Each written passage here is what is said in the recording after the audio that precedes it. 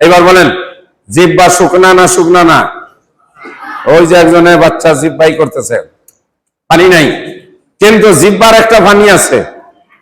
এটা আল্লাহ রসুল বলছেন এই জিহ্বার পানি হইল, জিহ্বার কি পানি হইল আল্লাহর জিকির। সুবহানাল্লাহ। মুমিনের জবান আল্লাহর জিকির দ্বারা সিক্ত থাকে। মুমিনের জবান, জবান মানে কি? জিহ্বা কি দ্বারা সিক্ত থাকে? আল্লাহর জিকির দ্বারা। আর জিকিরের শব্দ চারটা, এই চার শব্দ দিয়ে আল্লাহর জিকির করতে হয়। সুবহানাল্লাহ, আলহামদুলিল্লাহ, ওয়ালা ইলাহা ইল্লাল্লাহ, আল্লাহু আকবার। খালি 4 নাম্বারটা বলি, 4 নাম্বারটা বলে তাকবীরাতুল ওয়াহিদাতুন, একবার তাকবীর বলা, আল্লাহু আকবার, একবার বললাম। আচ্ছা, এইটার দাম, এটার মূল্য আল্লাহর কাছে কত? কে বলতে পারো? আসমান দুনিয়া সবকিছুর চেয়ে তাকবীরাতুল ওয়াহিদাতুন খায়রুম মিনাদ দুনিয়া ওয়া মা ফিহা। এই দুনিয়াতে যা কিছু আছে, আসমান জমিনে, আল্লাহ রাব্বুল আলামিনের কাছে কোন বান্দা যদি একবার তাকবীর দেয়, আল্লাহ ততটা খুশি হয়ে যায়। সম্মানিত দিনী ভাইরা, আমরা দোয়া করেছি, চেয়েছি, আমরা রমজান পেয়েছি আল্লাহর দয়ায়, ঠিক কিনা? আমি গত শুক্রবারের রাত্রে, এই যে শনিবার তো কালকে শনিবার, আজকে শনিবারের যে রাতটা গেল, এই রাত্রি তো আমাদের রমজান শুরু হইলো। আমরা এক তারাবি কি করেছি? পড়ে ফেললাম, এক তারাবি হয়ে গেছে।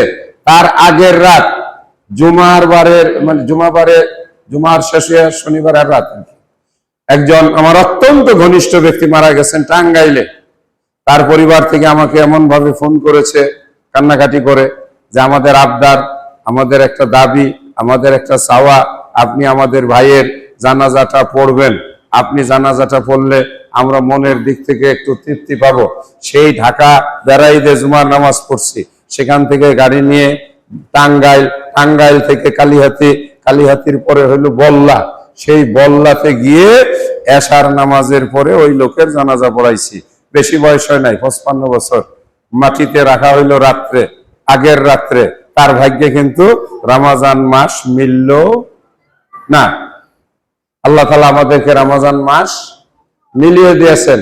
কে কে খুশি? হাত তুলে দেখাই। আলহামদুলিল্লাহ, হাত নামাই। এটা কিন্তু ভিডিও হয়েছে। কার ক্যামেরায়? আল্লাহর ক্যামেরায়। আল্লাহ ফেরেশতাদেরকে বলবেন, এই ফেরেশতারা দেখো আমার বান্দারা আনন্দে হাত উঠাইছে কেন? আমার বান্দাদেরকে আমি রমজান মাস দিয়েছি, এই রমজান মাস পেয়ে তারা খুশিতে, রমজান মাস পেয়ে তারা খুশিতে হাত উঠাইছে, বলো আলহামদুলিল্লাহ। আর এই যে ছোট যারা আছো, তোমাদের জন্য একটা ওয়াজ আছে, তোমাদের রোজা কিন্তু কোনো কাজে লাগবে না। তোমাদের কোনো আমল নামার খাতা নাই, ওই খাতার মধ্যে তোমাদের এগুলো লেখা হয় না। এইবার তাহলে বুদ্ধি করে বলো, তোমাদের জন্য যেহেতু খাতা নাই, যারা ছোট আর কি 7 বছরের নিচে, হ্যাঁ, বা 7 বছর পর্যন্ত, তোমাদের জন্য কোনো খাতা নাই, যেই খাতায় তোমাদের রোজা, তোমাদের নামাজ আল্লাহ তাআলা লেখে। এইবার বুদ্ধি করে বলো, তোমাদের নামাজ, তোমাদের রোজা, তোমাদের দোয়া কালামের সওয়াব কার খাতায় লেখা হয়? বলতে পারছো? কার খাতায় লেখা হয়? কার খাতায় লেখা হয়? বাবা মায়ের। তো বাবা মাকে খুশি করা, বাবা মাকে একটু নেকি কামাই করে দেওয়া, না বাবা মার জন্য একটু দোয়া করা, বাবা মার জন্য একটু কান্নাকাটি করে আল্লাহর কাছে বলা। কি বলবা? রব্বির হামহুমা, রব্বির হামহুমা কামা রব্বায়ানি সগীরা। এইটাই রোজার মাস, বড় সুযোগ। রমজান মাস দোয়ার মাস, রমজান মাস ইবাদতের মাস, রমজান মাস সিয়ামের মাস, রমজান মাস তারপরে আল্লাহকে খুশি করার মাস, রমজান মাস এই কি করে ইফতার করার মাস রমজান মাস, সাহরি করার মাস রমজান মাস, তারাবির নামাজ পড়ার মাস রমজান মাস, দান খয়রাত করার মাস রমজান মাস, মেহমানদারি করার মাস। এই মাসে যা করবেন অন্য মাসের চাইতে 10 গুণ না, 70 গুণ না, 700 গুণ না। আল্লাহ নিজে বলছেন আস-সাওমু লি ওয়া আনা আজিজি বিহি, অন্য সময় আমি এক আমলে 10 নেকি দেই, 10 নেকিকে 70 করি, কিন্তু রমজান মাসের হিসাব কে আলাদা। আল্লাহ রাসূল বলছেন মান আফতারা সায়মান, কেউ যদি একটা রোজাদারকে একটু পানি দিয়ে, একটা খেজুর দিয়ে অথবা সামান্য একটু দুধ দিয়ে ইফতার করায়, আল্লাহ রাব্বুল আলামিন তাকে একটা পূর্ণ রোজার নেকি দান করেন। সুবহানাল্লাহ। একটা নফল রোজা রাখলে আল্লাহ রাব্বুল আলামিন ওই বান্দার উপরে এত খুশি হয়, সাবিঈনা খারিফান, একেবারে 70 বছরের পথ আল্লাহ রাব্বুল আলামিন জাহান্নামকে ওই মানুষটার কাছ থেকে দূরে সরায় রাখে, ওর কাছেই আসতে দেবে না। সুবহানাল্লাহ। একদিনের সিয়াম আল্লাহ রাব্বুল আলামিনের কাছে এত প্রিয় যে আল্লাহ পাক তার জীবনের সমস্ত গুনাহ মাফ করে তাকে জান্নাতবাসী করে দেন। রোজাদারের জন্য, সিয়াম পালনকারীর জন্য আল্লাহ পাক বিশেষ গেট তৈরি করবেন, বিশেষ গেট বানাবেন জান্নাতের ভিতরে, যেই জান্নাতে তারা প্রবেশ করবে। সেই গেটের নাম কি? রায়্যান। রায়্যান, রায়্যান, রায়্যান দরজা দিয়ে রোজাদারেরা বেহেশতের ভিতরে সেদিন সবার আগে যাবে। রোজাদাররা রোজার কারণে পানির পিপাসায় কষ্ট পায়, রোজাদারদের মুখে দুর্গন্ধ বের হয়। আল্লাহ বলেন তার দুর্গন্ধ আমার কাছে মিশকে আম্বরের সুগন্ধির চাইতে প্রিয়, ওর দুর্গন্ধ আমার কাছে খারাপ না। আল্লাহু আকবার। আমরা সেই রোজার মাস পেয়েছি। সম্মানিত আমাদের মহল্লাতে যারা নিয়মিত সালাত আদায় করেন, আমি আপনাদের দাওয়াত দিচ্ছি, ইনশাআল্লাহ আপনারা আমাদের সঙ্গে তারাবির সালাত আদায় করবেন। সহি হাদিস মোতাবেক আমাদের এখানে যাবতীয় ইবাদত করা হয়। এটার জন্য আমরা অন্তত পক্ষে গর্ব করে বলতে পারি যে এখানে নামাজে অথবা রোজাতে কোনো বিদাতি কাজ হয় না। এক সময় 3 মিনিট আগে ইফতার করে শাইখ আমানুল্লাহ মাদানী 3 মিনিট আগে নিজেরা ইফতার করে 3 মিনিট পরে আজান দিছে। মহল্লা এলাকার মানুষ তারা রাগ করছে, তারা ক্ষুব্ধ হয়েছে, আমাদের রোজা নষ্ট করার জন্য আগে আজান দিতে পারবেন না। এখন বাংলাদেশ সরকার এইবার আমাদের সময়সূচির সাথে মিল করে একেবারে হুবহু এক সূর্যাস্তের সাথে সাথে ক্যালেন্ডার করে দিয়েছে। আমাদের আর আমাদের অন্য ভাইদের সাথে আর পার্থক্য নাই।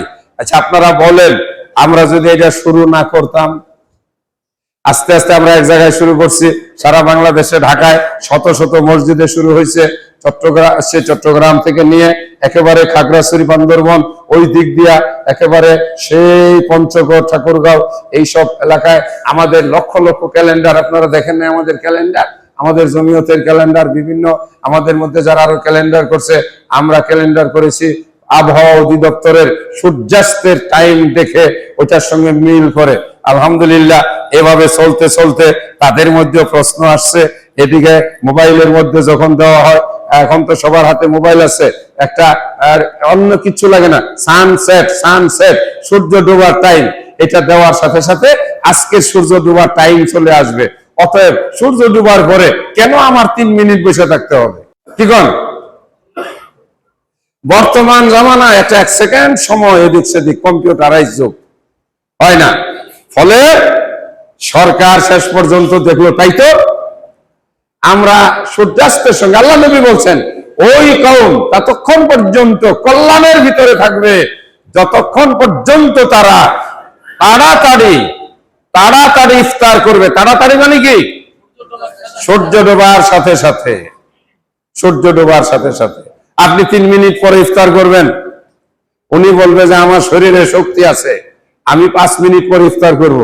উনি বলবেন, উনি যদি 5 মিনিট পরে করে, আমি আধা ঘন্টা পরে ইফতার করব। হ্যাঁ, 16 ঘন্টা 15 ঘন্টা না খেয়ে থাকতে পারছি, আরো 20 মিনিট, তাহলে এইভাবে খালি ইফতার পিছাইতেই থাকবো। এটা কি নবীর সুন্নাহ? নবীর সুন্নাহ কি? আল্লাহ রাসূল বলছেন সূর্যাস্তের সাথে সাথে তোমরা ইফতার করবে। আমরা না খেয়ে আসি কার হুকুমে? আবার আমরা খাওয়া শুরু করব কার হুকুমে? তাহলে এখানে আমাদের নিজেদের কোনো হুকুম দেওয়ার অধিকার আছে? জিনিসটা আপনারা বুঝতে পারছেন? আপনারা যে জিনিসটা বুঝেন, এই জিনিসটা আমাদের অনেক বড় বড় আলেমরা, অনেক বড় বড় ইমামরাও বুঝতে চায়। আমরা আপনারা কি বুঝলাম? রোজা মানে কি না খেয়ে আসছে কার হুকুমে, আবার খাওয়া শুরু করব কার হুকুমে। মাঝখানে আপনার আমার কোনো হুকুম দেওয়ার অধিকার আছে? ইফতারের সময় কি বলার অধিকার আছে? আরো 5 মিনিট পরে ইফতার করেন, কি প্রিন্সিপাল সাহেব, এটা বলার অধিকার আছে? কিন্তু এটাই আমাদের সমাজে কি ছিল? চালু ছিল। আলহামদুলিল্লাহ, এই মসজিদের উসিলায় অনেক মসজিদে নামাজ আস্তে আস্তে হয়েছে, একটু স্লো হয়েছে। আগে তো 4G গতিতে চলতো। আল্লাহু আকবার, আল্লাহু আকবার, আল্লাহু আকবার, আসসালামু আলাইকুম ওয়া রাহমাতুল্লাহ, আসসালামু আলাইকুম, আল্লাহু আকবার, আল্লাহু আকবার। কিন্তু এখন মুসল্লিরা প্রশ্ন করে, আপনারা এত তাড়াহুড়া করেন কে? নামাজ পড়ে যাইবেন কই? হ্যাঁ, জঙ্গলে যাবেন নাকি মোষ তাড়ানোর জন্য? নামাজ আসতে পড়েন। বলেন, আমাদের এইসব দাওয়াতি কাজের মাধ্যমে অনেকের মধ্যে নামাজের অনেক পরিবর্তন আসছে, বলি আলহামদুলিল্লাহ। এই কথা কেন বলছি? আপনারা আমাদের সঙ্গে আসেন, বসেন। আপনাদের কোন মাসলা মাসাইল যদি সন্দেহ হয়, আমাদের হাদিসের কিতাব আছে, আলহামদুলিল্লাহ, বড় বড় আলেম আছে। আল কাসিম প্রদেশ, সৌদি আরবে একটা বড় প্রদেশ। মদিনা যেরকম একটা, মক্কা যেরকম রিয়াদ, সেখানকার ইউনিভার্সিটির পড়া। সব ছাত্রকে তো মদিনায় নিলে হবে না, সৌদি সরকার তার বিভিন্ন ইউনিভার্সিটিতে নেয়। আমাদের প্রিন্সিপাল মহোদয়, আপনারা শায়েখ আমানুল্লাহ মাদানির মতো যে কোনো হাদিস জানতে চাইলে আমি বলে যাব, অনুরোধ করব যে হাদিস দেখানোর জন্য কেউ মাসলা মাসাইল জানতে চাইলে কখনো বিরক্ত হবেন না, কখনো বলবেন না আমার সময় নাই। ইনশাআল্লাহ, এটাই তো আমাদের মূল কাজ। তাই আমি দাওয়াত দিব, নামাইতুন পড়ার কোনো দরকার নাই। পড়ছেন নাকি কেউ? বাচ্চারা বলো, নামাইতু আন আসুমা গাদান। পরে জানি না, আমিও জানি না। মিন শাহরি রমাদানা ফরিদাতাম মিনাল্লাহ। আলহামদুলিল্লাহ, যেহেতু আমি কোনোদিন এই নামাইতু দিয়া রোজার ইফতার করি না, আপনারা প্রশ্ন করেন আপনি কেন নামাইতু দিয়া রোজার ইফতার করে, রোজার নিয়ত করেন না? আমার জবাব, নবী সাল্লাল্লাহু আলাইহি সাল্লাম, তার সাহাবাগণ, চার ইমামগণ, ওলিয়া উলিয়াগণ, চার মাযহাবের ইমাম, কেউ নামাইতু আন আসুমা গাদান এই নিয়ত তারা পড়ে নাই। আমি কেন করব? ঠিক আছে না কথা? আপনারা কথাটা বুঝেন। নবী পড়ছে না, আচ্ছা আমরা ধরে নিলাম নবীজি উনি নবী, তার ওই নামাইতু করার দরকার নাই নাকি? চার ইমাম, চার খলিফা পড়ছে, তার সাহাবীরা কেউ পড়ছে না? চার মাযহাবের চার ইমাম, হানফি মাযহাবের ইমাম আবু হানিফা, শাফি মাযহাবের ইমাম ইমাম শাফি, মালিকি মাযহাবের ইমাম ইমাম মালিক, এরা চারজনে কেউ পড়ছে? কেউ পড়ে নাই। তাহলে আমাদের উপরে এটা চাপাই দিলেন কেন? তারাবির নামাজের নিয়ত, তারাবির নামাজের নিয়ত, নামাইতু আন উসাল্লিয়া লিল্লাহি তাআলা সালাতাত তারাবি নাকি সুন্নাতাম মিনাল্লাহ মুতাওয়াজ্জিহান ইলাল কাবাতে শরীফা ইক্তিদান বিহাযাল ইমাম। এই যে তারাবির নামাজের নিয়ত, কালকে যদি কেউ এই নিয়ত পড়ে থাকেন, নামাইতু আন উসাল্লিয়া লিল্লাহি তাআলা সালাতাত তারাবি, এইভাবে যদি কেউ নিয়ত করে থাকেন, গতকালকেরটা ভুল হয়েছে, আল্লাহ মাফ করবে, আজকে থেকে আপনার আর নিয়ত করতে হবে না। নিয়ত করতে হবে না মানে এটা না, কেউ আবার বুঝেন না যে আহমদুল্লাহ ত্রিশালী বলছে নিয়ত করতে হবে না। এর মানে হলো মুখে আরবিতে ওই যে গদবান্দা নিয়ত করতে হবে না, মনে মনে নিয়ত করবেন, মনে মনে। আপনি ওযু করলেন, আপনি মসজিদে ঢুকলেন নাকি, তারপরে আপনি ইমামের পিছনে এসে দাঁড়াইলেন, তারপরে আল্লাহু আকবার বলে হাত বদলেন, কি জন্য? আপনার নিয়ত হয় নাই? আপনি কোন নামাজের জন্য দাঁড়াইছেন? যখন আপনি ফরজ নামাজের জন্য দাঁড়াইলেন, আপনি মনে মনে সংকল্প করবেন আমি ফরজের জন্য দাঁড়াচ্ছি। আপনি মনে মনে ভাববেন আমি এখন তারাবির নামাজের জন্য ভাবছি। আপনি সেহরি খাওয়ার সময় রোজার নিয়ত করার দরকার নাই। আপনি সেহরি খাওয়ার সময় মনে মনেই ভাবে বলবেন আমি ওই আগামীকালকে রোজা রাখার নিয়তেই খাবার খাচ্ছি, বাস আপনার নিয়ত হয়ে গেল। যেমন আমরা বাজারে যাওয়ার সময়, বাড়ি থেকে বের হওয়ার সময় কেই বলি নামাইতু আন আযহাবা ইলা সুকে লিয়াশতারিয়া আস-সামাক ওয়াল লাহাম ওয়াল এগুলোর আরবি হইলো আমি মাছ গোশত কেনার জন্য আমি বাড়ি থেকে বাজারের উদ্দেশ্যে নিয়ত করলাম। কেউ বলি বাজারে ঢুকে আমরা কেউ নিয়ত করি যে এখন আমি নিয়ত করলাম, নামাইতু আমি নিয়ত করলাম, এখন কানাকাটা শুরু করব। কোথাও আমাদের মুখে নিয়ত উচ্চারণ করে বলতে হয় না। নামাজে রোজাতে কেন বলতে হবে? এই যে সঠিক জিনিস আপনারা এই মসজিদে নামাজ আদায় করবেন, জানবেন ইনশাআল্লাহ। এবার একেবারে শেষ পর্যায়ে সম্মানিত যারা আমার এই আলোচনা শুনছেন, দূরের কাছের দেশের বাইরের, আমি আপনাদেরকে আহ্বান জানাবো গাজীপুর জেলায় একেবারে প্রাণ কেন্দ্র গাজীপুর চৌরাস্তায় আমাদের এই গ্রেট ওয়াল সিটিতে আলহামদুলিল্লাহ এই 5 তলা বিশিষ্ট ওমর ইবনুল খাত্তাব মসজিদ মাদ্রাসা কমপ্লেক্স আল্লাহ পাকের অশেষ দয়ায় প্রতিষ্ঠিত হয়েছে শাইখ আমানুল্লাহ খান মাদানী রাহিমাহুল্লাহর প্রচেষ্টায় এবং আলহাজ ফজলুল হক এবং তার সঙ্গে কমিটির সদস্যদের সকলের দান সহযোগিতায় আল্লাহ পাক এখানে এই সহিহ হাদিস ভিত্তিক সহিহ সুন্নাহ ভিত্তিক এই কমপ্লেক্সকে চালু করার তৌফিক দিয়েছেন। আপনারা যারা আমার কথা শুনতেছেন, এখানে একটি বড় মাদ্রাসা রয়েছে, 300-র উপরে ছাত্র রয়েছে আলহামদুলিল্লাহ। এই মাদ্রাসার একজন প্রিন্সিপাল রয়েছেন যিনি সৌদি আরব থেকে ফারেক, অত্যন্ত উঁচু মানের আলেম। এই মাদ্রাসার মসজিদের কমপ্লেক্সের একজন ইমাম রয়েছেন শেখ আবু নঈম, তিনিও একজন মাশাআল্লাহ সুমিষ্ট ভাষী আলেম এবং উচ্চ পর্যায়ে পড়াশোনা করছে আলহামদুলিল্লাহ। যুবক মানুষ হয়তো একদিন এমফিল পিএইচডি ডিগ্রি অর্জন করবে, আমরা দোয়া করি। তো আপনারা যারা কাছাকাছি আছেন, সহিহ হাদিস ভিত্তিক বিদআত মুক্ত শরীয়তের রাসূলের তরিকা মোতাবেক যারা সালাত আদায় করতে চান, তারাবি সালাত পড়তে চান, একটু কষ্ট করে চলে আসবেন গাজীপুর চৌরাস্তা গ্রেট ওয়াল সিটি। এই পাশে দিয়ে যদি আসেন ময়মনসিংহ রোডের, তাহলে গ্রেট ওয়াল সিটি দিয়ে ঢুকতে ওই মেডিপেথ হসপিটালের পাশ দিয়ে আসলেই আপনারা পেয়ে যাবেন। আর যদি দক্ষিণ দিক থেকে আসেন তাহলে ওই পাশে টার্গেট গার্মেন্টস, এই টার্গেট 8 তলা গার্মেন্টস এর পূর্ব পাশ দিয়ে রাস্তা আছে। আপনারা এখানে যে কাউকে জিজ্ঞাসা করলে পেয়ে যাবেন ইনশাআল্লাহ। একটা সহিহ হাদিস, একটা কোরআন সুন্নাহ ভিত্তিক মার্কাজের সঙ্গে সম্পর্ক রাখাও কিন্তু একটা ঈমানি দায়িত্ব। এটা রাসূলের দ্বীনের প্রতি মহব্বত, যে না আমি সহিহ হাদিস ভিত্তিক মসজিদে গিয়ে সালাত আদায় করব, এটা মনের তৃপ্তি। আপনারা কষ্ট করে হলে আসবেন ইনশাআল্লাহ। আমরা আপনাদের দাওয়াত দিচ্ছি, বিশেষ করে আসরের সালাত এসে এখানে পড়ুন। আসরের সালাতের পরে জিকির আজকার তাসবিহ তাহলিল কোরআন তেলাওয়াত আলোচনার মাধ্যমে আমরা ইনশাআল্লাহ প্রত্যেকদিন না পারি মাঝে মাঝে পাঠ করব। আমি আমাদের 2 শাইখকে অনুরোধ করব মাঝে মাঝে আলোচনা করার জন্য। ইনশাআল্লাহ আমরা একসাথে বসে 400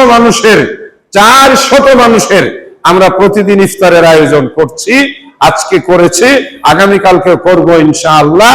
একেবারে সর্বশেষ রোজার ইফতার পর্যন্ত আমরা এটা চালিয়ে যাব। এই বিশাল ইফতারের আয়োজনের জন্য প্রতিদিন আমাদের 22,000 টাকার উপরে ইফতার সামগ্রীর প্রয়োজন হবে।